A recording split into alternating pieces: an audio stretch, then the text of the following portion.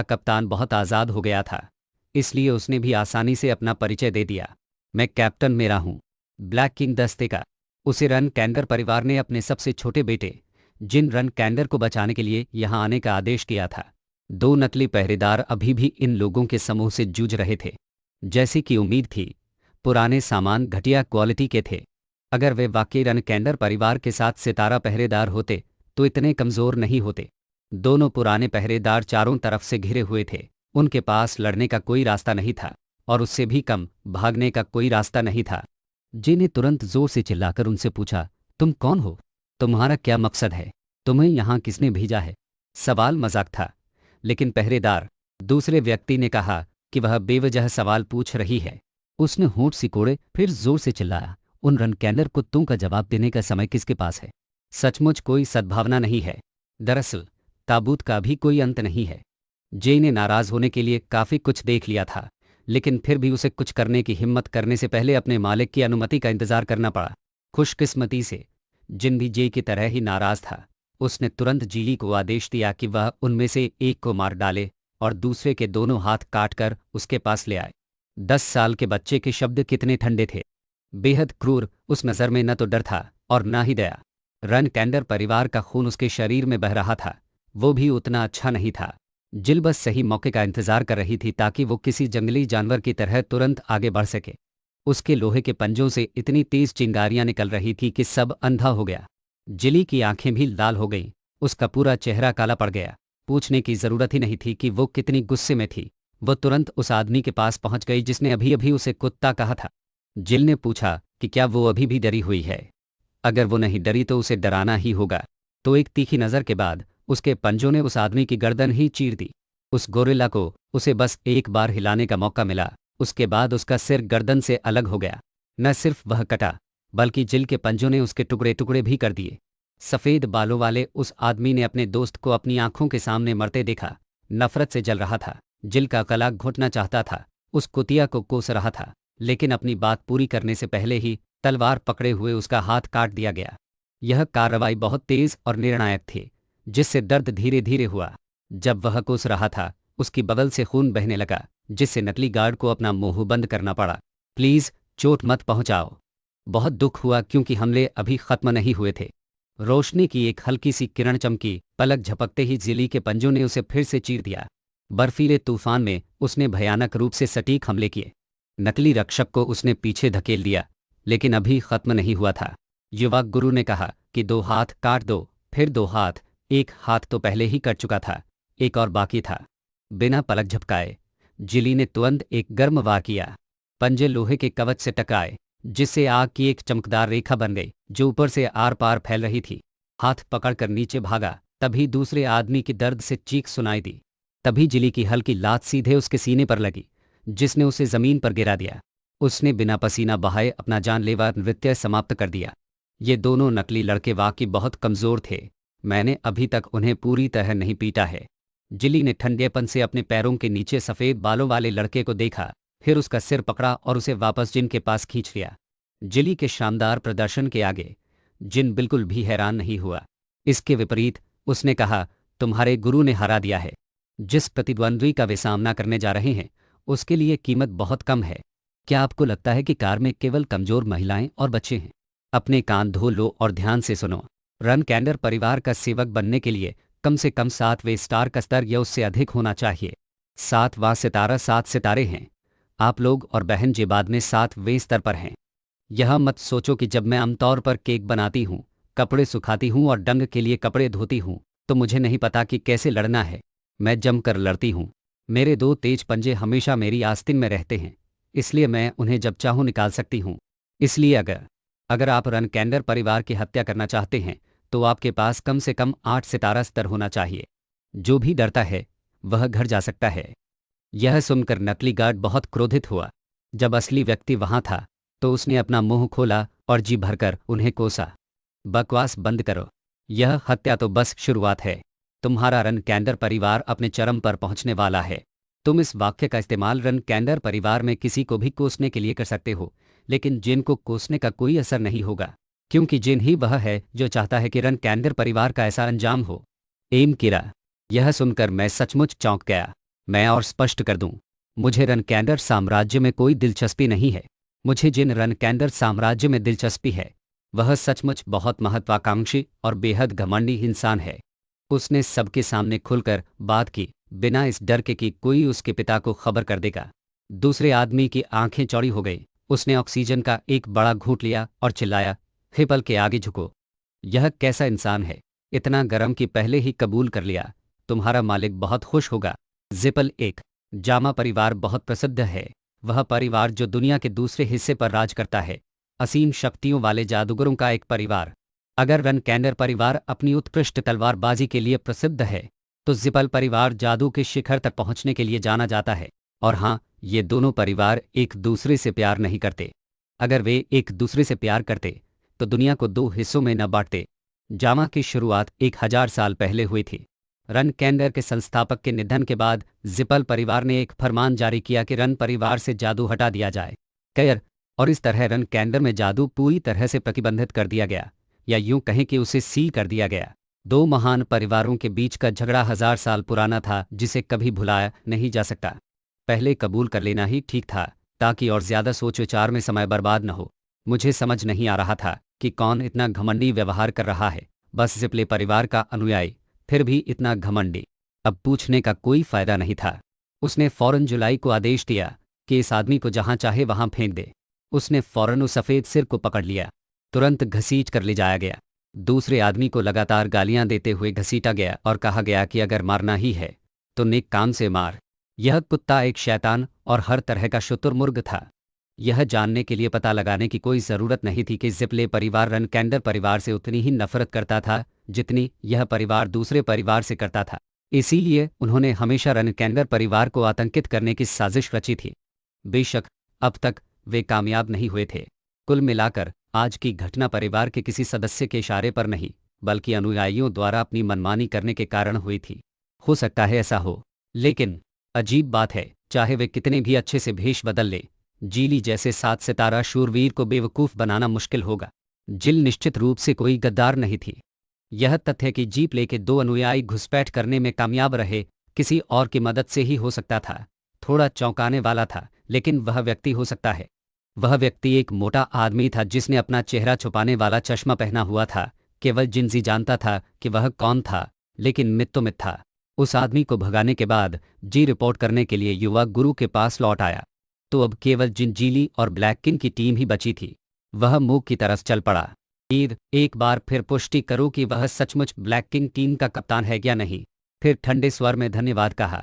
Mayor की black king team ने 2 नकली पहरेदारों का ध्यान भटका दिया, जिसकी बदौलत जिन और जिल सफलतापूर्वक भागने में सफल रहे। अनंत कृतज्ञता। लेकिन उसका चेहरा भावनाओं से सुन्न था।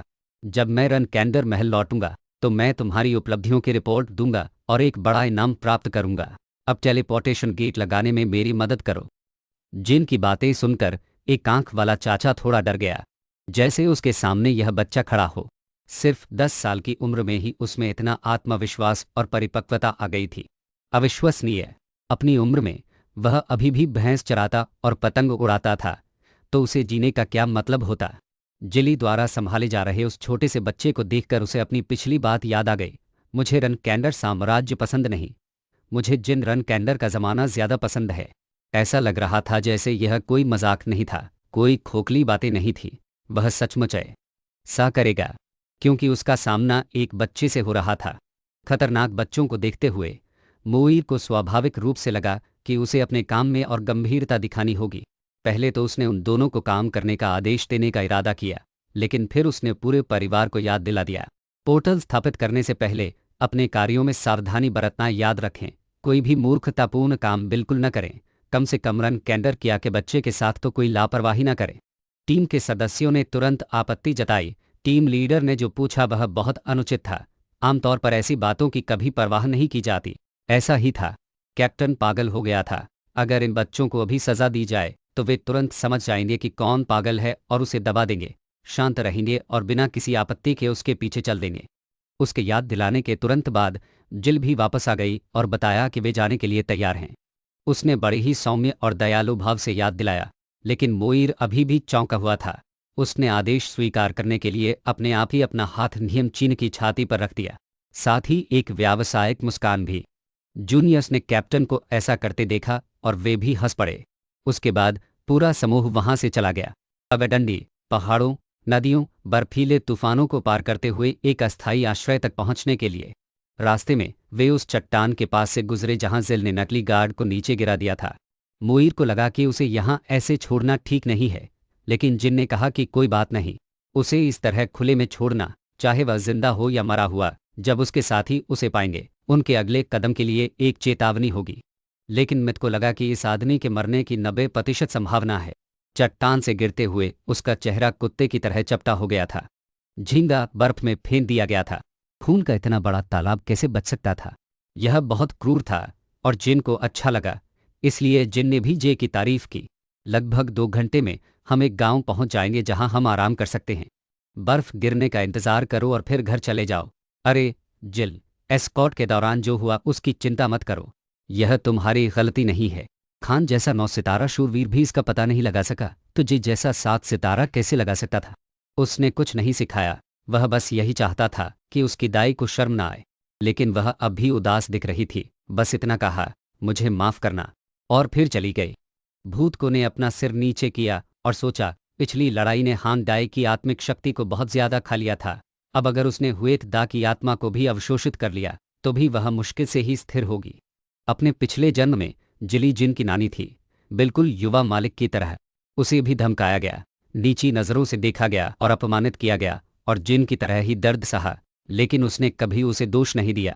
यहाँ तक कि जिस दिन उसे रन कैंडर परिवार से बाहर निकाला गया था, उस दिन भी जिले उसके साथ भगा दिया गया था।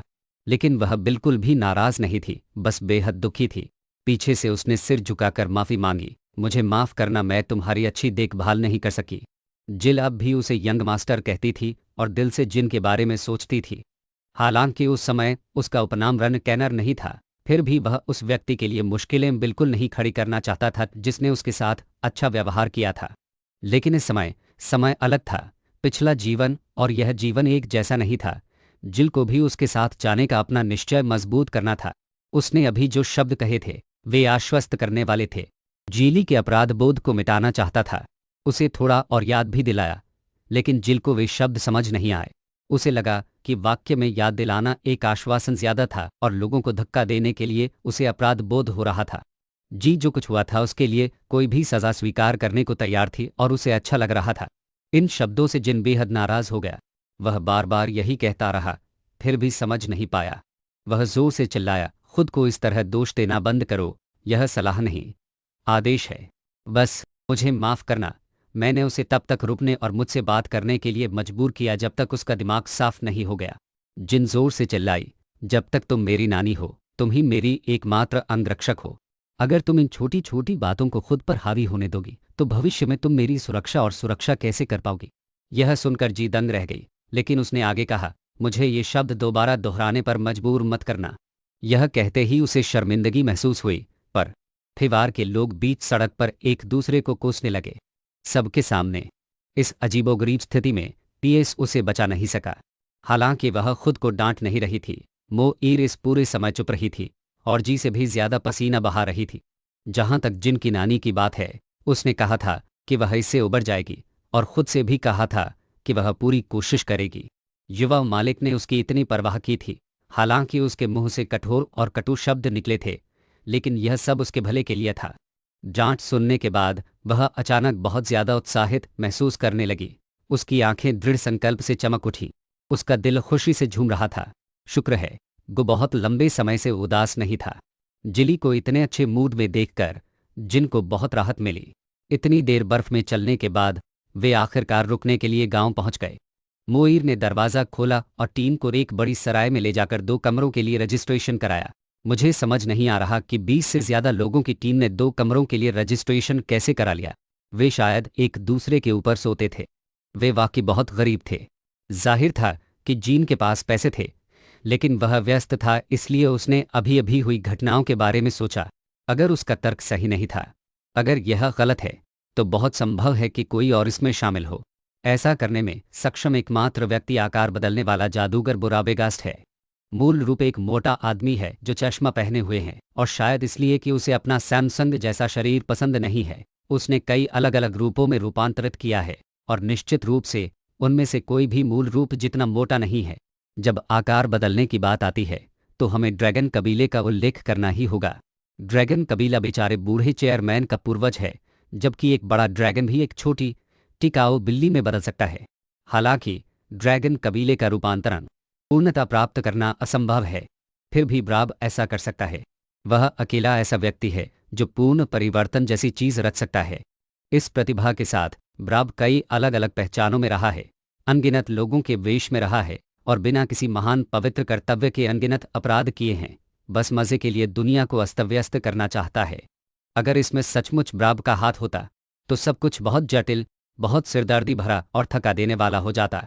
हालांकि वह वर्तमान में, उसने अभी तक कोई भयानक अपराध नहीं किया था, लेकिन कौन जानता था कि कल वह जिन बनकर बैंक लूट लेगा। जिन ने अपना कोट उतार दिया और बिस्तर पर बैठ गया, अपने पिछले जन्म के बारे में सोचते हुए। अगर वह गलत नहीं था तो जब वह 20 साल का हुआ तो बेन की विशेष सेना ने ब्राइब को पकड़ लिया था। इसलिए अगर वह ब्राइब को अपना सहयोगी बना पाता तो यह निश्चित रूप से उपयोगी होता। लेकिन वह उस व्यक्ति को अपना सहयोगी कैसे बना सकता था जिसने कभी उस पर तलवार तान दी थी? मुझे मत बताओ। मनोवैज्ञानिक हेरफेर और कूटनीति का उस्ताद जन शायद ऐसा न कर पाए। फिर भी उसे ब्राबे के बारे में सोचना था। इससे पहले कि ब्राबे और मुसीबत खड़ी करे, ध्यान से जांच कर लेना ही बेहतर था। अगर उसकी पिछली जिंदगी से कुछ बदला भी था तो धिकार है, उसे अचानक नींद आ गई। वह और कुछ सोच नहीं पाया और जम्हाई लेने लगा। जे ने अपना कोट उतार दिया और यह कहने के लिए मुड़ा कि वह बाहर पहरा देगा, लेकिन उसे बिस्तर पर पहले से ही सोया हुआ पाया। वह तुरंत सो गया और गहरी नींद में सो गया, जाग ही नहीं पाया। कि भगवान, देखो, इस चेहरे पर सिर्फ सोते समय ही वह सचमुच 10 साल के बच्चे जैसा दिखता है। यह छवि जे को बेहद खुश कर देती है। छोटा मालिक अब भी वही छोटा मालिक है जिससे वह प्यार करती है और जिसकी वह अंत तक रक्षा करना चाहती है। बहुत थक जाने के कारण जिनको करवट लेकर सोना पड़ता है, लेकिन सुबह सुबह एक पागल बिल्ली आकर इतनी जोर से म्याऊं करती है कि उसे अब नींद नहीं आती। कल रात उसने बहुत सोचा और करवट लेकर सो गया।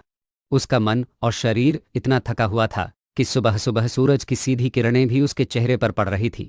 जारा नहीं, लेकिन ये कमबख्त बिल्ली मुर्गा अभी तक जागा भी नहीं था। मुर्गे की जगह म्याऊं म्याऊं कर रहा था। खिड़की के बाहर बैठी काली बिल्ली लगातार म्याऊं म्याऊं कर रही थी, लेकिन जीन ने ज्यादा ध्यान नहीं दिया। वह अभी भी सुबह का स्वागत करने के लिए स्ट्रेचिंग में व्यस्त था। हालांकि उसने ले यूताई में कई बार अभ्यास किया था, फिर भी उसकी उम्र के हिसाब से यह बहुत ज्यादा था। स्ट्रेचिंग और शुतुरमुर्ग जैसे तमाम व्यायाम करने के बाद जिन ने खिड़की के दूसरी तरफ से आ रही आवाज पर ध्यान देना शुरू किया। उसने बाहर देखा। बाहर जिन की नज़र एक बिल्ली पर पड़ी जो बिल्कुल भी बिल्ली जैसी नहीं लग रही थी। वह 2 पैरों पर खड़ी थी, बेवकूफ और अजीब लग रही थी। कैसी बिल्ली 2 पैरों पर खड़ी थी? वह कुछ देर से जोर जोर से म्याऊं म्याऊं कर रही थी, अंदर आने के लिए दरवाजे को खरोच रही थी। यह निश्चित रूप से बिल्ली नहीं थी, लेकिन जिन को समझने में थोड़ा समय लगा। बूढ़े मुरा खान ने एक बार कहा था कि वह हमेशा छिपकर उसका पीछा करेगा। उस मज़ेदार ड्रैगन में वाकई वियतनाम भर में हंसी के चैंपियन जैसे गुण थे। उसकी मेहनत का बदला चुकाने के लिए कृपया मुझे पहले हंसने दो, फिर मैं। पिछला दरवाज़ा खोलो। तुमने कहा था कि तुम हमेशा छिपकर पीछा करोगे, यानी तुम इस तरह की बिल्ली में बदल जाओगे। एक काली बिल्ली जो बेहद बातूनी है। इतना ही नहीं, वह जिद्दी और बेहद संकोची भी है। बस एक हल्की सी मुस्कान और तुम किसी का सिर चबा जाना चाहते हो। ठीक है, माफ़ करना। मैं बस थोड़ा हैरान था। मुझे उम्मीद नहीं थी कि कुलीन काला ड्रैगन मुरा खान इस रूप में उसका पीछा करेगा। सरप्राइज के बाद मैंने तुम्हें अंदर बुलाने के लिए दरवाज़ा खोलने की इजाज़त मांगी। तुम्हारे अंदर कूदने के बाद जिन ने अपना आश्चर्य व्यक्त करना जारी रखा, जिससे बूढ़ा आदमी बहुत गुस्से में था। उसने सोचा था कि मुर खान किसी नौकर या अस्तबल के आदमी का वेश धारण कर लेगा, लेकिन ऐसा नहीं था। ये शब्द सुनकर जमीन पर लेटे बूढ़े आदमी ने दांत पीस लिए और उसके शरीर से काला धुआं उठने लगा। यह गुस्से की वजह से नहीं, बल्कि इसलिए था क्योंकि वह धीरे धीरे अपनी परिवर्तन अवस्था से बाहर आ रहा था। काला धुआं फैल गया, जिससे वह अपने मानव रूप में वापस आ गया और उसकी बोलने की क्षमता वापस आ गई। बोलने के बाद वह जोर जोर से गालियां देने लगा। उसे गायब होने के लिए कहना कितनी बड़ी मूर्खता थी। नौकर और दूल्हा बनो।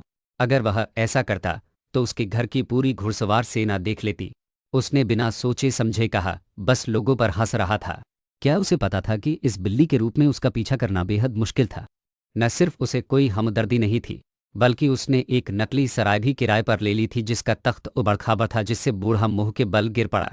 गालियां देते हुए उसने अपना चेहरा दीवार से टकरा दिया, जो दर्दनाक, शर्मनाक और खुला हुआ था।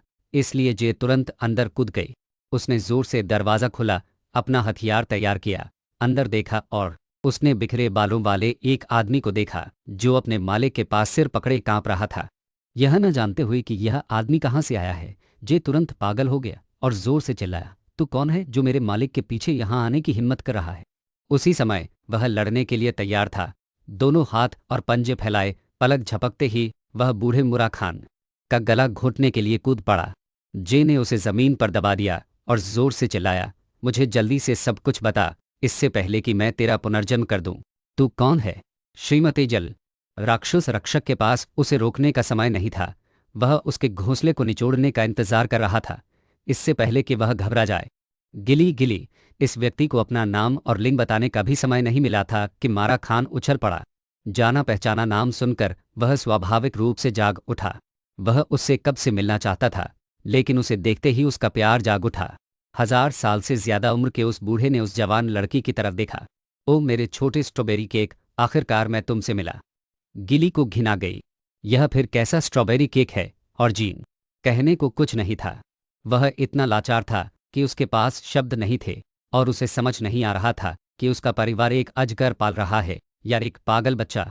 जिल को 1000 साल पुराने आदमी, जिसका नाम भी वह नहीं जानती, से परेशान न होने देने के लिए जिन को ही मैचमेकर बनना पड़ा। अरे नहीं, उसे ही मुरा खान को जिल से मिलवाना था। सबसे पहले यह रन कैंडर ब्लैक ड्रैगन कबीले का संरक्षक अजगर मुरा खान था। जहां तक इस तरफ की उलझन भरी सुंदरी ऐन की बात है, तो उससे परिचय कराने से पहले ही अजगर बिना कुछ कहे ही उसके गले पर झपट पड़ा। वह मेरी प्यारी स्ट्रॉबेरी केक थी। जब भी स्ट्रॉबेरी केक की बात आती है, बूढ़ा आदमी बकवास करने के लिए अपना मुंह खोल देता है। जिल दिखावा करता है जैसे उसने कुछ सुना ही ना हो और 90 डिग्री झुककर सलाम करता है।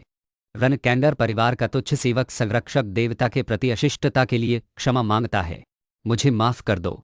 लोगों ने दूरी बना ली है, लेकिन बूढ़ा आदमी बकवास करना जारी रखता है, अपनी बाहें फैलाकर जोर से हंसते हुए। चिंता मत करो मेरे छोटे दाढ़ी वाले केक, मैं तुम्हें माफ करने को तैयार हूं। मैंने कहा था कि मुझे नहीं पता कि स्ट्रॉबेरी केक किस तरह का होता है, इसलिए मुझे बोलने के लिए अपना हाथ उठाने दो। भगवान मुरा खान, क्या मैं पूछ सकता हूं कि मैं स्ट्रॉबेरी केक क्यों हूं? क्या यह स्ट्रॉबेरी केक है? बूढ़ा ड्रैगन इस सवाल का जवाब देने के लिए हमेशा तैयार रहता था। बस डरता था कि जिल पूछ न ले, लेकिन वह हमेशा जवाब दे सकता था। बेशक वह छोटी स्ट्रॉबेरी केक थी, क्योंकि वह अद्भुत थी, सुंदर थी और स्वादिष्ट स्ट्रॉबेरी केक बनाती थी, बिल्कुल परफेक्ट। यह कहते हुए जिलियो तुरंत वहां से चला गया, यह सोचकर कि युवा मालिक को उसका स्ट्रॉबेरी केक खाना पसंद है, लेकिन यह इस आदमी की वजह से था।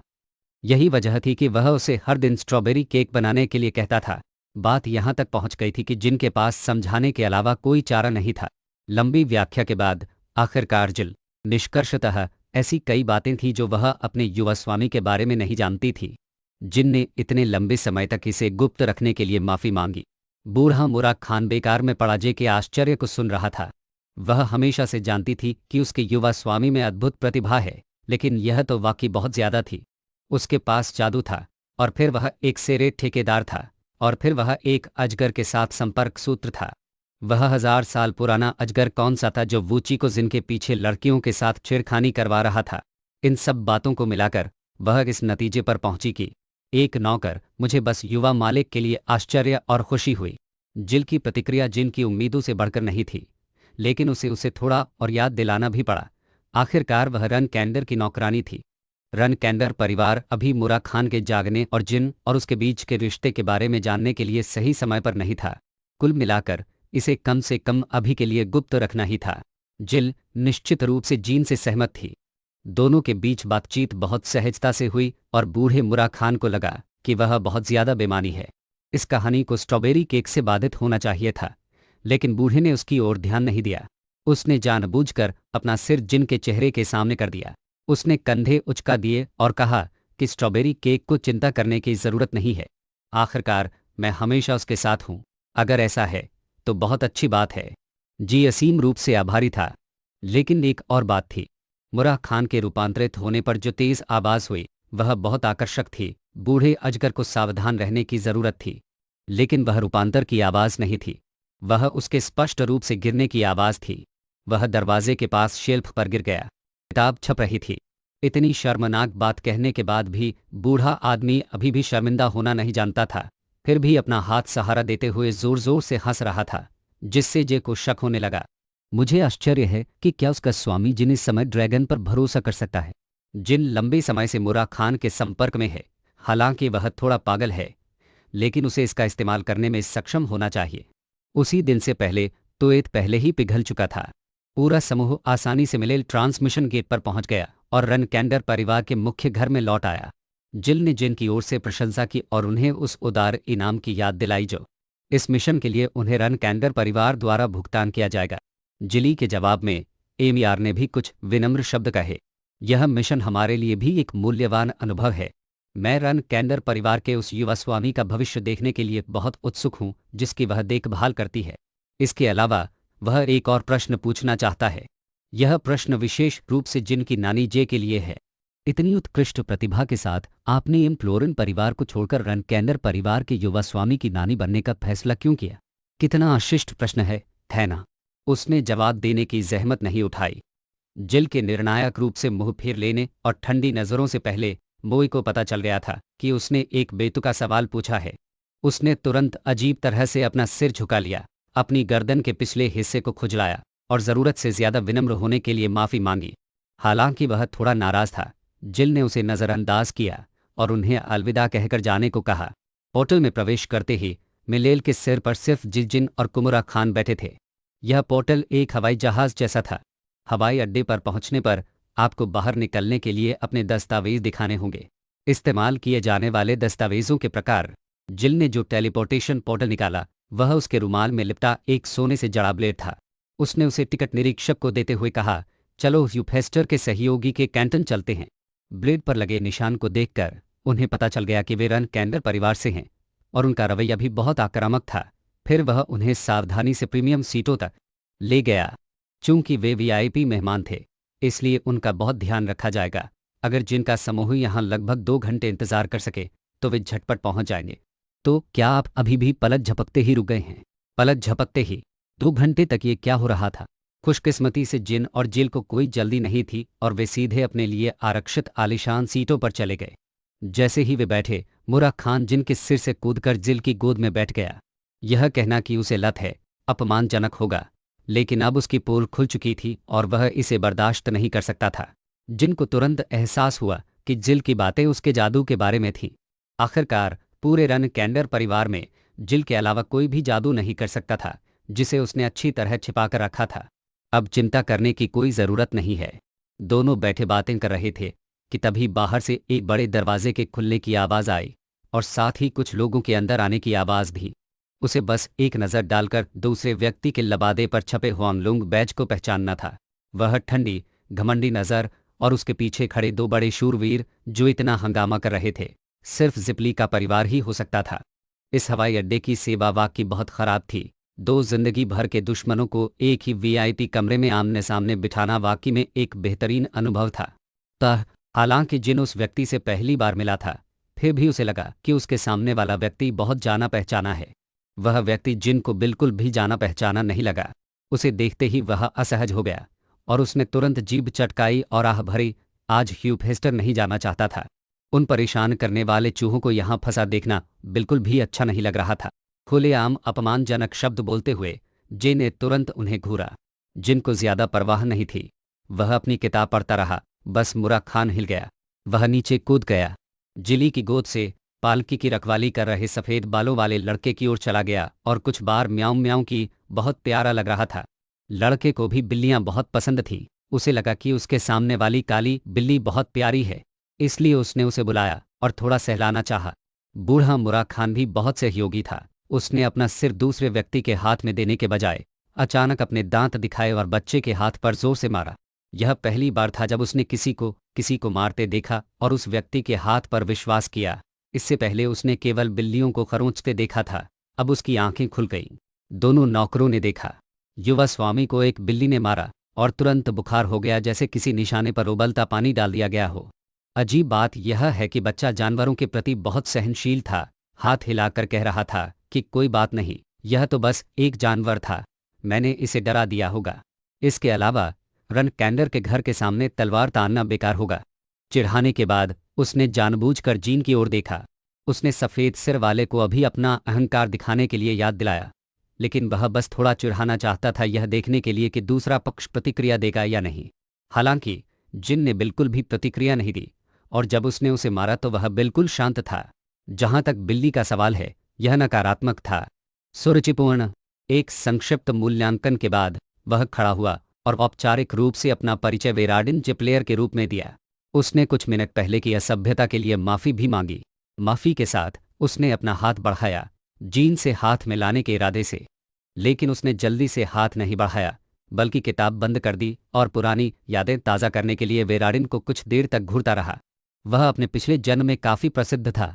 कोई कह सकता है कि वह एक प्रतिभाशाली जादूगर था, जिपल परिवार के मुखिया के पद के लिए सबसे योग्य व्यक्ति, युवा जादूगर जो योग्यता और व्यवहार दोनों से युक्त था, गुणी और प्रतिभाशाली था। उसने सोचा था कि ऐसे लोग जादूगरी कौशल के मामले में उससे कहीं आगे निकल जाएंगे, लेकिन उसने कभी नहीं सोचा था कि जब वह उसकी ही उम्र का होगा तब वह वेराडिन से मिलेगा। उसने सोचा कि क्या यह बहुत सुखद एहसास होगा। यह सड़क पर किसी मूर्ति से अचानक मिलने जैसा था, लेकिन यह तो पिछले जन्म की एक मूर्ति ही थी। इस जन्म में वह बहुत घमंडी था। लोग उसे हाथ मिलाने के लिए आगे बढ़ते थे, लेकिन वह हाथ मिलाने की जहमत तक नहीं उठाता था। सुतांग ने उस रात पूरी टीम को नक्शे के अनुसार लिन फुंग शहर की ओर जाने वाली सड़क पर ले गया। वह मुंह फेर कर बोला, मुझे हैरानी है कि तुम किस तरह के इंसान हो, तुम इतने बेवकूफ़ तो नहीं लगते। इस समय तुम जिपल परिवार के युवा स्वामी हो, मैं भी रनकैंडर परिवार का युवा स्वामी हूँ। हम बराबर हैं, कौन किससे ज्यादा महान है।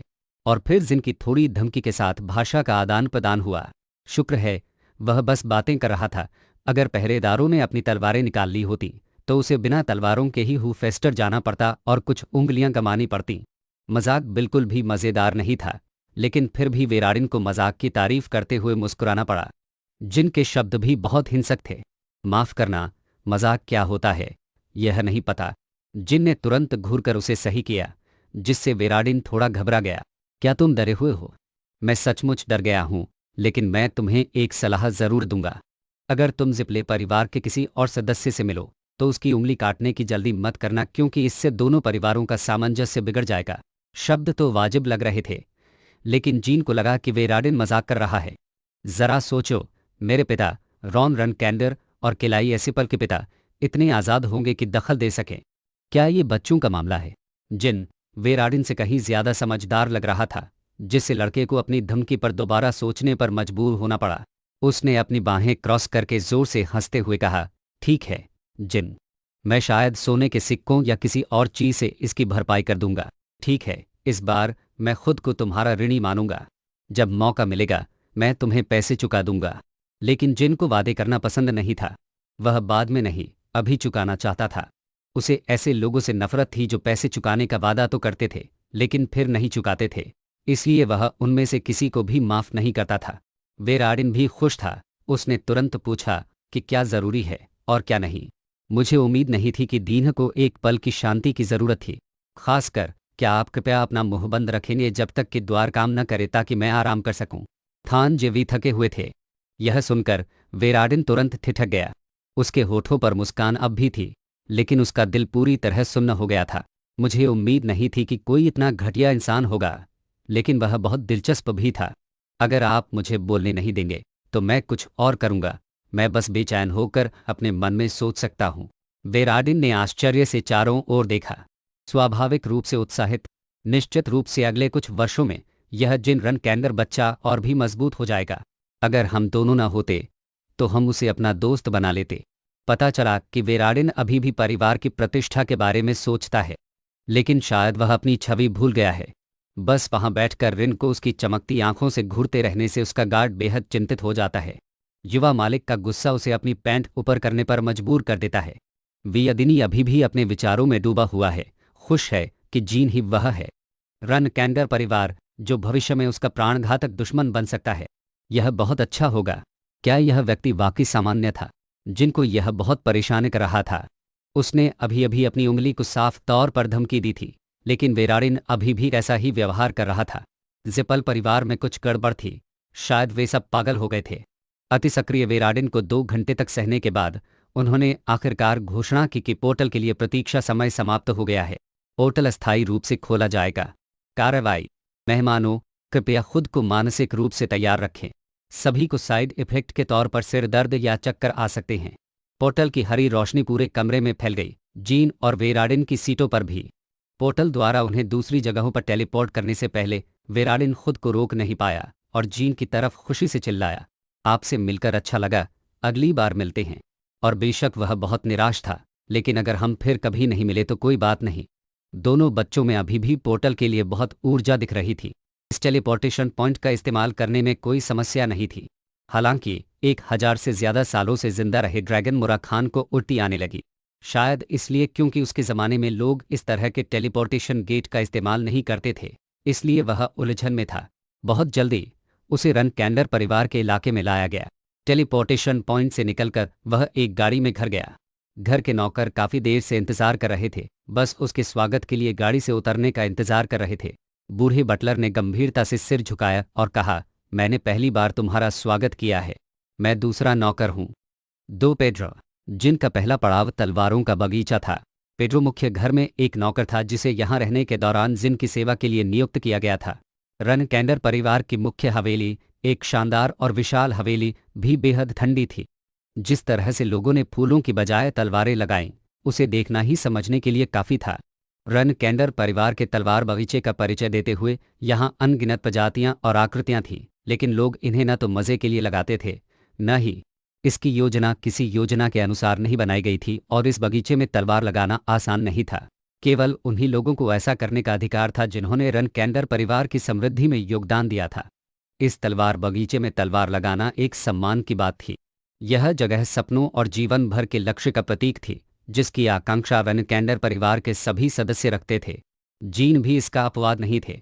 उन्होंने भी मरने से पहले इस जमीन पर अपनी तलवार लगाने का सपना देखा था। इस जीवन में जब वे तलवार बगीचे से गुजरे तो उनका दिल, उसकी हालत अवर्णनीय, अत्यंत अवर्णनीय हो गई थी। उसके पिछले जन्म का वह व्यक्ति बहुत कमज़ोर, बहुत निराश और क्षमताहीन था। तलवारबाजी, नेतृत्व क्षमता या असाधारण बुद्धि की कोई प्रतिभा न रखने वाला अतीत का एक भयानक व्यक्तित्व, लेकिन कभी नकारा नहीं गया, बल्कि हमेशा दिल में याद रहा।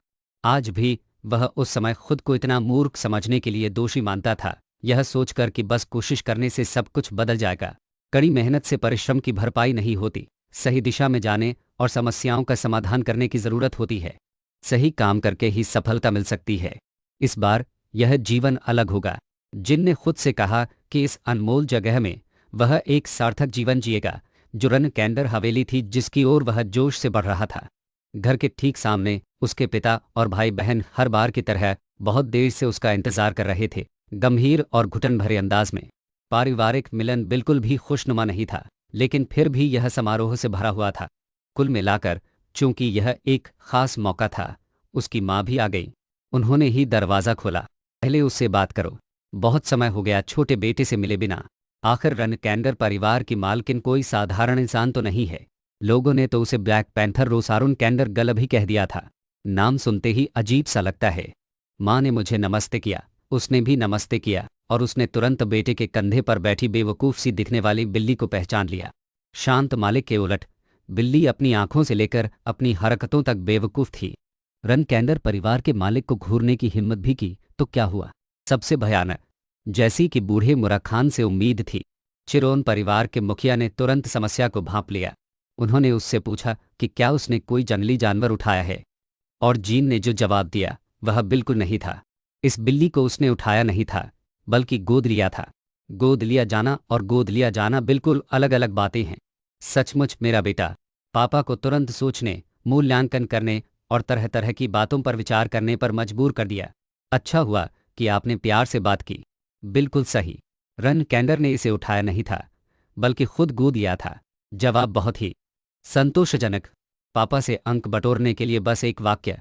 पीछे से सबसे छोटे भाई पर तुरंत घृणा और जांच पड़ताल भरी नजरें पड़ी। जिन यह जानता था और उसे इसकी परवाह नहीं थी। यही उसने स्वीकार किया था, यही वह चाहता था। और अब वह अपनी पीठ पर बैठे मुराद खान की देखभाल में व्यस्त था, जो अचानक नीचे कूद पड़ा। वह सीधा रोजा के पैरों की ओर दौड़ा ताकि वह उसे सहलाए, उसकी दिलचस्पी जगाए और उसका नाम पूछे। जिन ने उस बिल्ली का नाम कभी नहीं रखा था, जिसका रूप ड्रैगन ने ले लिया था, लेकिन अब उसे बहुत जल्दी याद आ गया और उसने भीड़ के सामने सार्वजनिक रूप से कह दिया। सर्दी को मुराद खान की सहमति की जरूरत नहीं थी। उसका नाम बटरफ्लाई रन कैंडर था। हाँ मुराद खान ने एक बार नाम सुना, तुरंत सिर हिलाया और फिर सहमति में घुघराया। दरअसल नाम तितली का था या मधुमक्खी का, यह महत्वपूर्ण नहीं था, बल्कि महत्वपूर्ण था उसके साथ जुड़ा उपनाम रन कैंडर। यही बात श्रीमती रोजा को स्तब्ध कर गई और बाकी भाई बहन शांत नहीं बैठ सके। भाई तो अब अपना शांत चेहरा नहीं रख सका और तुरंत चिल्लाया, माँ और पिताजी, चाहे वह कितनी भी छोटी क्यों न हो, इसकी इजाज़त नहीं है। वह यहाँ नहीं रह सकती। ऐसा कहाँ है कि आप एक साधारण जानवर के साथ रन कैंडर उपनाम नहीं जोड़ सकते। वह इतना क्रोधित था कि जिन की हरकतें दोषारोपण में बदल गई। यहाँ तक कि जिल ने भी उसे डांटा कि उसे पता ही नहीं था कि उसने जिन को कैसे पाला है, जिससे वह इतना असभ्य हो गया कि उसने एक बिल्ली के साथ रन कैंडर उपनाम जोड़ने की हिम्मत की। जिल को भी कुछ नहीं पता था। युवा मालिक अचानक एक चौंकाने वाला नाम लेकर आया और तुरंत उसकी घोषणा कर दी। वह माफी मांगने के अलावा कुछ नहीं कर सकती थी। किस जिब्बे में नियमों का उल्लंघन हुआ? मालिक ने तुरंत सभी को चुप रहने को कहा। वह शांत हो गया। मैंने जिन से फिर पूछा, तुमने इस बिल्ली को रन कैंडर उपनाम क्यों दिया? और उसने बहुत सहजता से जवाब दिया, सिर्फ इसलिए कि इससे मैं इसके लिए ज्यादा जिम्मेदार बन जाऊंगा। जीन ने अपनी छाती पर हाथ रखा और शांति से समझाया, हो सकता है कि यह सिर्फ एक जानवर हो, लेकिन यह पहला जीवन है जिसे मैंने लिया है। इसलिए मुझे लगता है कि इसके नाम का कुछ महत्व होना चाहिए। इसे बहुत अच्छी तरह से संभाला गया है। मुराद खान को कोई दूसरा उपनाम देकर देखो, वह जरूर नाराज हो जाएगा। रन कैंडर परिवार का संरक्षक ड्रैगन। बेशक रन कैंडर उपनाम ही होगा, इसमें बहस की कोई बात नहीं है। बेशक मुराद खान रन कैंडर उपनाम ले सकता है, लेकिन पूरे परिवार के सामने उस उपनाम को धारण करने वाली बिल्ली थोड़ी अस्थिर है। चारों ने जिन के आश्चर्यजनक उत्तर की प्रशंसा की, लेकिन क्या वह रन कैंडर नाम के महत्व को समझ पाया? बेशक वह अच्छी तरह समझता और जानता था। इस प्रश्न का उत्तर भी उसने धारा प्रवाह कहा, मानो उसने पहले से ही इसकी तैयारी कर रखी हो। बिल्ली को अपनी बाहों में लिए हुए जिन ने स्पष्ट रूप से कहा कि अगर कोई उसकी नन्ही तितली का अपमान करता है, उस व्यक्ति को इसकी कीमत चुकानी पड़ेगी। यह परिवार में सबके खिलाफ युद्ध की घोषणा जैसा लग रहा था। जो कोई भी बिल्ली के बच्चे को छूने की हिम्मत करता है, उसका मतलब है कि वह जिन से झगड़ा कर रहा है। पापा ऐसी जिद बर्दाश्त नहीं कर सकते। उन्होंने अपनी कमर पर लगी लोहे की तलवार की मूठ को उंगली से रगड़ा। सबसे छोटे बच्चे, लगता है तुम्हें दुश्मन बनाने का हुनर है। देखो दूसरे बच्चे तुम्हें कैसे घूर रहे हैं। परिवार का मुखिया जिनको चेतावनी दे रहा है, क्योंकि वह जो कर रहा है उससे खतरा पैदा होगा और उसके आसपास के लोगों में नफरत पैदा होगी। परिवार में क्या पिताजी को अब भी यह याद दिलाने की जरूरत है? वे अच्छी तरह जानते हैं और खुद भी यही चाहते हैं। घमंड से मुस्कुराते हुए, मेरे अंदर भी दुश्मनों का नाश करने का हुनर है पिताजी। जिनके बेहद घमंडी जवाब ने परिवार के मुखिया को बेहद उत्साहित कर दिया। पहले की तरह जिन को चेतावनी देने के बजाय उन्होंने घर के बाकी सभी बच्चों को चेतावनी दे दी। इस बच्चे, अगर तुम इस बदतमीज छोटे बेटे से निपटना चाहते हो तो तुम सबको चिंतित होना चाहिए। इतना कहकर आर और रोजा ने मुंह मोड़ लिया और सीधे अंदर चले गए। मैं पीछे पीछे जीन और उसकी गोद में तितली नाम की बिल्ली थी। बाकी बच्चे दोनों तरफ करीने से कतार में खड़े थे। उनकी नज़रें सबसे छोटे भाई पर टिकी थी, एक गहरी असंतुष्टि से भरी नज़र। लेकिन उसे इन बड़े भाइयों की संतुष्टि की जरूरत नहीं थी। उसे बस पापा माँ को खुश करना था। जिस दिन से जिन मुख्य घर में वापस आया, पलक झपकते ही 4 साल बीत गए। छोटा और नाटा जिन रन कैन एक 14 साल का युवक बन गया था, जिसे 2 सितारा नाइट, एक निम्न श्रेणी का कैडेट नियुक्त किया गया था। केवल वह सिर्फ 2 स्टार तक ही पहुंचा था, इसलिए उसे अभी भी बहुत प्रशिक्षण लेना था। वह इस जीवन में सिर्फ लकड़ी की तलवार थामे रहना नहीं चाहता था, लेकिन नायक भी इंसान था और उसे आराम की जरूरत थी। अगर वह अभ्यास करता रहा तो कौन से पाएगा? अभी तो भीड़ भी नहीं थी। अगर नायक आराम नहीं करना चाहता तो सहायक नायक को भी आराम की जरूरत थी। लेकिन निचले स्तर के प्रशिक्षक गैरोन ने उसे यही प्रशिक्षण समाप्त करने को कहा और उसने इस पर सवाल भी उठाया, हम सिर्फ सुबह प्रशिक्षण लेते हैं। यह सच था कि जिन फन का प्रशिक्षण कार्यक्रम सुबह से दोपहर तक का था, लेकिन ऐसा नहीं है कि गैरोन ने आज सब कुछ सिखा दिया हो। इसके अलावा जिन कुछ भूल गया था जिससे गैरोन को अपनी छाती पर हाथ रखकर मुस्कुराकर उसे धीरे से याद दिलाना पड़ा। क्या युवा मालिक का दिमाग सुनहरी मछली जैसा है या कुछ और? आज युवा मालिक लूना के पास एक प्रशिक्षण योजना है। क्या वह भूल गया? वह सचमुच भूल गया था। गैरोन ने उसे याद दिलाया, फिर उसने अपनी लकड़ी की तलवार नीचे रख दी और दोपहर का भोजन करने के लिए तैयार हो गया। किसी भी अन्य दिन की तरह जिन अपने पूरे परिवार के साथ नहीं बल्कि कैडेट टीम के साथ खाना खाएगा। गैरोन भी जिन के चेहरे से ऊब गया था, इसलिए उसने धीरे से महिला मालिक रोजा को याद दिलाया कि वह बहुत निराश होगी। उम्मीद, लेकिन जिन भी अपने भाई बहनों के चेहरे देखकर थक गया था। वह अपने भाई बहनों के साथ खाना खाते हुए यह आकर्षक खेल नहीं खेलना चाहता था, इसलिए वह चुपके से कैडेटों के साथ खाना खाने चला गया। जिन युवा मास्टर था तो गैरोन क्या कर सकता था? उसे बस यही उम्मीद थी कि जिन घटिया खाना खाएगा और मास्टर से शिकायत नहीं करेगा, जिससे उसे नौकरी से निकाल दिया जाएगा। अगर जिन यहाँ खाना चाहता तो गैरोन जाकर मालकिन रोसा को इसकी सूचना दे देता। जल्दी ही दोपहर के भोजन का समय हो गया और सभी लोग अपनी अपनी ट्रे लेकर खाना लेने लगे। ऐसा माना जा रहा था कि जिन भी बातचीत में शामिल हो जाएगा। कैडेट टीम का नागरिक जीवन, लेकिन नहीं, उसने इतनी कड़ी ट्रेनिंग की थी कि सीढ़ियों पर न फंसना पड़े। और इस टीम के वे लोग जिन्हें जिन के लिए खाना मिला बहुत खुश थे। रन कैंडर के युवा मास्टर के साथ दोस्ती करने और दिखावा करने के ज्यादा मौके नहीं थे। जिनको बस सीढ़ियों पर बैठना होता था, कोई न कोई झट से उसके मुंह तक खाना पहुंचा देता था। और वह व्यक्ति एक सुनहरे बालों वाला, आंखें ढंकी हुई लड़का था। उसने कभी बाल नहीं कटवाए। वह बहुत अच्छा था। इस लड़के को तलवारबाजी का अभ्यास करने और खाना लाने देना भी काफी प्रतिभाशाली था। थेन्ना कटहल एक ही कदम में 700 बार गिरा। सुनहरे बालों वाला व्यक्ति स्वेच्छा से जिन के लिए चावल लाने के लिए तैयार हो गया और खुशी खुशी उसके पास बैठकर खाने लगा। जिन इस सुनहरे बालों वाले व्यक्ति को अपने पिछले जन्म से जानता था। बेल स्मिथ 13 साल का था, एक आम आदमी। प्रशिक्षण में असफल होने के बाद उसे अपने कैडेट पद से हटा दिया गया और निष्कासित कर दिया गया। इतना अच्छा और प्यारा व्यक्ति बदकिस्मत कैसे हो सकता है? इस व्यक्ति की स्थिति उसके पिछले जन्म जैसी ही थी, जिससे उसने ध्यान दिया। वह व्यक्ति वो दुएन को घूरते हुए खाना खा रहा था। अगर वह एक युवा गुरु न होता तो वह यह सब चुनता। सिर में ट्रे। और तुम अब भी पूछ रहे हो कि यह कितना स्वादिष्ट है। क्या तुमने इसे पहले कभी नहीं खाया या कुछ और? लेकिन अगर तुम सच में जानना चाहते हो तो मैं जवाब देने को तैयार हूं। बेशक यह माँ के हाथ के खाने जितना ही स्वादिष्ट है। लैपेट हमेशा रन कैंडर परिवार का आभारी है। रन कैंडर परिवार की बदौलत उसे भरपेट खाना, स्वादिष्ट खाना और बेहद स्वादिष्ट मांस मिलता है। ये लोफर भी जिन का खास तौर पर आभारी है, क्योंकि वह हमेशा अपना मांस उसके साथ बांटता है। लैपेट में अभी भी और भी लोगों को धन्यवाद देने की ताकत है, लेकिन उसे लगता है कि इतना ही काफ़ी है। उसे एलर्जी है।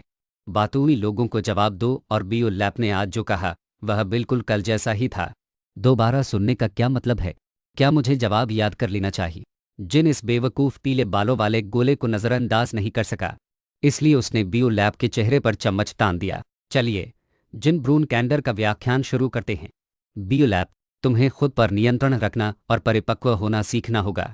सच तो यह है कि तुम इतने बातूनी हो कि दूसरे तुम्हें नीची नज़रों से देखते हैं। मतलब तुम इतना ज्यादा बोलते हो कि लोग तुम्हें बेकार समझते हैं। कोई भी आपको गंभीरता से नहीं लेता, इसीलिए आपको सीधे खड़े होकर जीना होगा। आपको आत्मविश्वासी होना होगा। आपको विश्वास होना चाहिए कि आप रन कैंडर नाइट गार्ड के कैडेट हैं। कितनी अच्छी बात है। कौन आत्मविश्वासी नहीं होना चाहता? लेकिन क्या आप बिना किसी चीज के अपनी आंखों से आत्मविश्वासी हो सकते हैं? उसके ग्रेड बहुत खराब थे। उसे एक भी स्टार नहीं मिल सका, यानी उसे एक भी स्टार नहीं मिल सका। जिन ने आह भरी, सब कुछ शुरुआत से शुरू होता है नान। रन कैंडर का कैडेट होना अभी भी कोई आसान बात नहीं है। आपके ग्रेड कितने भी कम क्यों न हो, फिर भी बाहर के उन 13 साल के बच्चों से बेहतर, समझे? मतलब भले ही उसके क्लास में सबसे कम नंबर आए थे, फिर भी वह सड़क पर उन अनपढ़ बेवकूफ़ बच्चों से बेहतर था। थोड़ी देर तक उपदेश देने के बाद बेओ लैब बस आज्ञा पालन करना सीख गया और फिर उदास होकर अपनी खाने की थाली खा गया। जीन लोगों को खाते हुए देखता रहा। उसे एक नज़र में ही पता चल गया कि बेओ लैब का व्यक्तित्व बहुत भोला था। कोई कह सकता है कि बहुत भोला। यह कहना ज्यादा नहीं होगा कि उसे उसके परिवार ने निशाना बनाया था, लेकिन इतना मासूम इंसान जिसे उसके बच्चों ने सिखाया था, कैसे ऐसा कर सकता था? किसी और तलवारबाज का रास्ता साम्राज्य का वफादार कुत्ता बन सकता था, और वहां से वह अमानवीय वध के रास्ते पर चल पड़ा, जहां से वापस लौटने का कोई रास्ता नहीं था। एक व्यक्ति जो कभी इतना प्यारा और मूर्ख था, इतना बदल सकता है कि दूसरों को झटका लगे। अपने पिछले जन्म में जब उसने सुना कि वह शाही रक्षक बन गया है तो जिन को बहुत आश्चर्य हुआ, और यह सुनकर कि उसने आत्महत्या कर ली है वह भी बहुत दुखी हुआ। यह जीवन पिछले जन्म जैसा नहीं होगा, वह इस जन्म में उस बेचारे को नहीं छोड़ेगा। अरे, यह सोचते ही जिन ने तुरंत कदम उठाया। उसने अपना मांस का हिस्सा लिया और उसे बियो लैब की ट्रे पर रख दिया और उसमें थोड़ा प्रोटीन और कोलेजन भी मिला दिया। मुझे भूख नहीं है, तुम खा लो। बियो लैब को असीम कृतज्ञता देते हुए लगातार खाना चबा रहे गोलमटोल गालों को देखकर जिनके मन में सचमुच एक दृढ़ संकल्प था। उस दुखी जीवन को बचाने का एक मिशन उसके अंदर भड़क उठा। बियो लैब का समय आ गया था। इस बार जिन ने गारंटी दी कि उसे बाहर नहीं निकाला जाएगा। दुर्भाग्य में जीना और फिर एक बार मरना ही काफी था। इस जीवन में दोनों को बेहतर जीवन जीना होगा। खाना खाने और सुनहरे बालों वाली लड़की के साथ खुशी खुशी बातें करने के बाद वह अपनी हवेली लौट आया। साई बड़े गलियारे में चला गया। जिन ने अपनी उंगलियां उठाकर सीखे हुए कौशल गिनने शुरू कर दिए। डार्क एनर्जी प्रोजेक्शन 2 सितारा था, दानव 4 सितारा था, तलवारबाजी 2 सितारा थी। 7वें तारे तक पहुंचने का रास्ता अभी दूर था, लेकिन कुल मिलाकर सब कुछ आसान था। अगर वह आगे बढ़ता रहा तो 2 साल के अंदर तीसरे तारे की तलवारबाजी तक पहुंच सकता था, लेकिन उससे पहले उसे लूना के प्रशिक्षण में शामिल होना था। भाभी खुद आईं। उनके साथ प्रशिक्षण, एक शांत लूना द्वारा सिखाया जाना जो कौशल और युद्ध अनुभव दोनों में निपुण थी। इससे बेहतर कुछ नहीं था। आज का प्रशिक्षण कल जैसा ही था, हालांकि उसे इसे अलग तरीके से करना होगा। सटीक रूप से कहें तो आज उसे कल से अलग तरीके से बचाव करना होगा। खासकर उसे अपनी मन की आंखों से देखना होगा। अपनी प्यारी बहन के निर्देश सुनकर जिन ने तुरंत अपनी आंखें बंद कर ली। उसकी आंखें बंद थी लेकिन उसका मन अभी भी खुला था। उसे न देखकर देखना था, अपनी छठी इंद्री से अपने प्रतिद्वंद्वी को भांपना था या किसी ऐसी चीज से जिसे वह महसूस कर सके। यह बेहद बेतुका और बेहद मुश्किल लग रहा था। यह एक ऐसा प्रशिक्षण भी था जिसके बारे में उसने पहले कभी नहीं सुना था। अपनी तलवारबाजी को 3 सितारा स्तर तक उन्नत करने के लक्ष्य को प्राप्त करने से पहले उसने सोचा कि उसे पहले इस चुनौती को पार करना होगा। इस आत्मा नेत्र की कठिनाई यह थी कि सिस्टर लूना ने उसे तब सिखाया था जब वह केवल 2 सितारा तलवारबाज था। बावजूद इसके कि सिस्टर थाओ थाओ तथाकथित आत्मा नेत्र के बारे में लगातार बात करती रहती थी। आत्मा नेत्र से देखना, उस व्यक्ति की तुलना में जो तलवार को तेज करने के लिए जीता है। फिर इस तरह की कोई महत्वपूर्ण आत्मा चक्षु प्राप्त करना। लेकिन जिन अभी भी ऐसा नहीं कर सका। अभी वह केवल लूना के साथ अपनी आंखें बंद कर सकता था। वह बहुत अजीब है। आत्मा चक्षु एक ऐसा क्षेत्र है जिसे केवल 7वें तारे से ऊपर के शूरवीर ही प्राप्त कर सकते हैं। लेकिन इसे किसी ऐसे व्यक्ति को सिखाना जो उसके जैसा केवल दूसरा तारा है, बहुत भ्रामक है। इस बारे में उसे अच्छा नहीं लग रहा है। इससे भी अधिक विडंबना यह है कि एक सामान्य आत्मा चक्षु एयू परिवार को तित्त-बितर करके प्राप्त किया जा सकता है। लेकिन उसने मैना का उपयोग तो किया, लेकिन अभी तक एयू परिवार का उपयोग नहीं किया है। आखिर कहाँ? इसलिए वह समझ नहीं पा रहा था। अगर उसे अपना मन एक गेंद की तरह इकट्ठा करने को कहा जाता तो भी वह ऐसा कर सकता था, लेकिन अगर वह उसे बिखेर देता तो वह थोड़ा निराश हो जाता। लेकिन उसने जल्दी ही अपना संयम वापस पा लिया। उसे विश्वास था कि उसकी बड़ी बहन ने इस पर ध्यान से सोचा होगा। अब उसे प्रशिक्षण पर ध्यान केंद्रित करने की जरूरत थी, यह विश्वास करते हुए कि एक दिन वह इस प्रशिक्षण को समझ पाएगा। पूरी दोपहर नंगे पैर और आंखें बंद किए वहां खड़े जिन को आखिरकार उसकी बड़ी बहन लूना ने जाने दिया। उसे नहीं पता था कि वह देख भी पा रही है या नहीं, कि वह सचमुच ठीक हो रहा है। लेकिन आज कल की तरह लूना ने उसे बहुत अच्छा प्रदर्शन करने के लिए शाबाशी दी। जिन ने बस अपना सिर खुजलाया और मुस्कुराया। क्या मुझे उसे बता देना चाहिए कि मुझे कुछ भी समझ नहीं आ रहा है? जिन के विपरीत लूना ने अपने छोटे भाई का स्पष्ट विकास देखा। जैसी कि उम्मीद थी, जिन ने बहुत अच्छा प्रदर्शन किया, यहाँ तक कि लूना की उम्मीदों से भी बढ़कर। मतलब उसे यकीन नहीं हो रहा था कि उसका छोटा भाई इतना अच्छा है। जिन ने एकाग्रता और स्मरण शक्ति का प्रदर्शन किया, जो एक 2 सितारा शूरवीर में बहुत कम होता है। इस सबसे छोटे भाई की क्षमता को देखते हुए लूना को पूरा यकीन था। जिन निश्चित रूप से दूसरों की तरह 1 दर्जन साल लगाने के बजाय कुछ ही सालों में आत्मा की आंख को समझ सकता था। बढ़ते रहो छोटे भाई। लूना को उस पर बहुत गर्व था और उसे जीन से बहुत उम्मीदें थी। अगर उसने पारिवारिक कलह में शामिल होने का फैसला किया होता तो वह उसे दिन ब दिन मजबूत बनाने में मदद करने के अलावा कुछ नहीं कर सकती थी। एक नया दिन आ गया था और जीन ने जूनियर कैडेट्स के प्रशिक्षण मैदान में एक और ऊर्जावान दिन की शुरुआत की। आज एक महत्वपूर्ण दिन था। सभी बहुत तनाव में दिख रहे थे, खासकर सुनहरा पंख है चूंकि आज एक परीक्षा है, इसलिए यहाँ एक द्वंद्व युद्ध होगा और यह लड़ाई अंतिम स्कोर का एक बड़ा हिस्सा तय करेगी। अच्छा स्कोर अभिभावक शूरवीर बनने का एक शॉर्टकट है। नवोदित कैडेट टीम के लिए यह एक महत्वपूर्ण परीक्षा है, इसलिए घबराहट होना स्वाभाविक है। इतना कहकर प्रशिक्षक गैरोन ने जिन की ओर रुख किया और उनसे कहा, आज युवा गुरु के लिए भी एक महत्वपूर्ण दिन है, क्योंकि गुरु ने कहा था कि अगर जिन अपने स्तर से ऊपर के 10 लोगों को हरा सकता है, तो अगर वह आज खूब खाएगा तो अगले साल की शुरुआत में इंटरमीडिएट ट्रेनिंग ग्रुप में शामिल हो सकता है। जिन ने कहा कि यह अच्छी खबर है, लेकिन उसे ज्यादा परवाह नहीं थी, क्योंकि अभी वह अपने पाले हुए सुनहरे बालों वाले तेंदुए की देखभाल में व्यस्त था। उसने उसे इतना खिलाया था कि वह खाने लगा, और अब आज फिर से वही दिन है। अगर वह लड़ाई से पहले पत्ते की तरह कांप रहा है तो वह किससे लड़ेगा?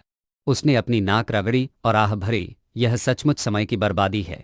जिन ने पहले ही अनुमान लगा लिया है कि उसे निकाला नहीं जाएगा, लेकिन उसे और आत्मविश्वास होना चाहिए। जैसे ही उन्होंने आहें भरी, कोच ने आज के नियम घोषित कर दिए। उनमें से हर एक को 3 बार लड़ना होगा, हर बार प्रतिद्वंद्वी बदलना होगा। शीर्ष 10 विजेताओं को यंग मास्टर जिन के साथ आमने सामने मुकाबला करना होगा। जिन्हें यह पसंद नहीं था, वे अपनी पूरी कोशिश करें। यंग मास्टर जिनको बुरी तरह हराने का मौका उनके सामने था। बहुत जल्दी मुकाबले शुरू हो गए और जीतने वाले और हारने वाले दोनों थे। जो भी खड़ा रहा वह जीत गया, जो भी गिरकर कुचला गया वह हार गया। कुल मिलाकर वे बुरे नहीं थे, उन्हें अपने प्रशिक्षु प्रमाण पत्र व्यर्थ नहीं मिले। लेकिन जो हारता है वह हारता ही है, और उसे हमेशा की तरह अपनी सीटों पर लौटना पड़ता है। जीतने वाले खिलाड़ी जिन से लड़ेंगे। मुकाबला इतना लंबा चला कि इंतजार करते करते जिन की बगलें दुखने लगी, और जब उसकी बारी आती तो वह तुरंत अपनी तलवार उठाकर भाग जाता। मुकाबले ज्यादा मुश्किल नहीं थे। अपनी तलवार के बस एक साधारण बिजली की गति वाले झटके से जिन अपने प्रतिद्वंदी के हाथ से तलवार झटककर उसे पूरी दृढ़ता से हरा देता था।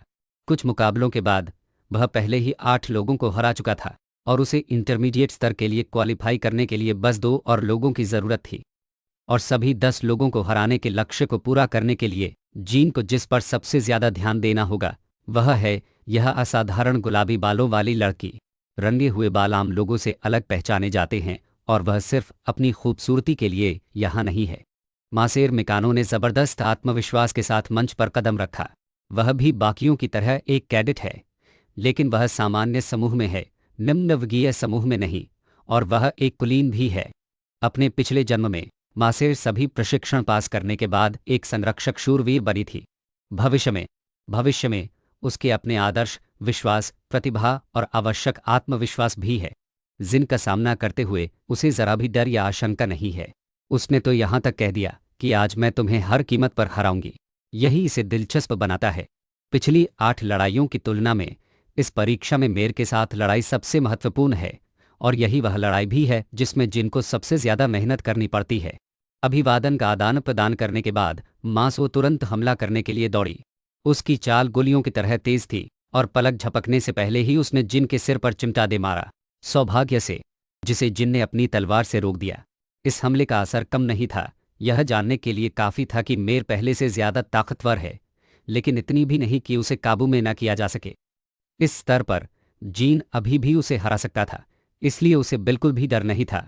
समस्या यह थी कि उसे उसके बाद 8 और लोगों को हराना था। उसने यह क्यों कहा कि उसने 8 लोगों को हरा दिया है? क्या वह झूठ बोल रहा था? तो मीसो सिर्फ दूसरा व्यक्ति था, इसलिए उसने सिर्फ अनुमान लगाया कि वह 8 लोगों को हरा सकता है। वास्तव में उन्हें हरा नहीं पाया। तो गुलाबी बालों वाली लड़की को हराने के बाद इस लड़की को अभी 8 और लोगों से लड़ना था। वह इस गुलाबी बालों वाली लड़की पर ज्यादा ऊर्जा बर्बाद नहीं कर सकती थी, इसलिए जीन ने पलटवार करने का फैसला किया। मो के हमलों को सिर्फ रोकने के बजाय उसने उस पर जोरदार हमला करना शुरू कर दिया। उसे बार बार वार करते हुए उसे तेजी से बचाव करने पर मजबूर किया। लेकिन ये सभी हमले साधारण थे, बिना किसी तेज गति की तकनीक के, और आखिरी वार से कोई भी चीज गिर जाती या चेत हो जाती, जिससे मेर बेहद दुखी हो जाती। उसे लगा कि यह नाइंसाफी है कि उसने अपनी सारी तकनीकें दिखा दी। जिन ने सिर्फ साधारण हमले किए। बड़ी बहन ने अंदाजा लगाया कि जिन जानबूझकर ऐसा कर रहा है, लेकिन वह ऐसे कमजोर हमले क्यों कर रहा था जिससे उसकी बाहें बचाव करते करते थक गईं। कुछ देर सोचने के बाद मेसो अचानक चौंक गई। जानबूझकर ऐसे साधारण हमले करके क्या वह उसे नीचा नहीं दिखा रहा था? वह साफ तौर पर जीतने की सोच के साथ लड़ रहा था। यह उसे बहुत नीचा दिखाने जैसा था। मेसो को लगा कि यह युवा स्वामी बहुत घमंडी है, तो देखते हैं कौन सी बिल्ली किस बिल्ली के साथ रहेगी। अपने हाथ में तलवार पर अपनी पकड़ मजबूत करते हुए मो ने, पलटवार करो, आओ